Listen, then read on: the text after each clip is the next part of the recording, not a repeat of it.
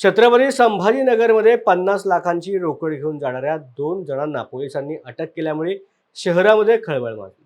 शहरामधील शिल्लेखाना चौकामध्ये 2 व्यक्ती दुचाकीवरून रोकड घेऊन जात असल्याची माहिती सहाय्यक पोलीस आयुक्त संपत शिंदे यांना मिळाली होती। त्यानुसार शिल्लेखाना चौकात सापळा लावत पोलिसांनी 2 आरोपींना ताब्यात घेतलं। अर्जुन मुंडलिक आणि सिद्धेश्वर मुंडलिक असं अटक करण्यात आलेल्या आरोपींचं नाव असून दुचाकीवरून त्यांच्या ताब्यात 50 लाखांची रोकड जप्त करण्यात आलेली आहे। ही रोकड कुठून आणली, कशासाठी आणली याचा तपास सध्या पोलीस करत आहेत।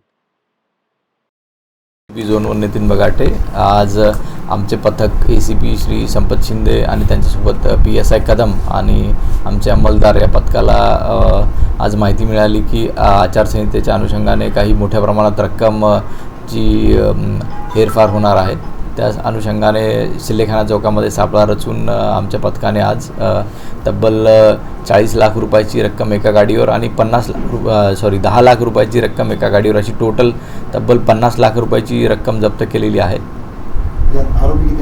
या 2 आरोपी आम्ही ताब्यात घेतलेले आहे आणि पुढील कायदेशीर कारवाई आम्ही करत आहोत।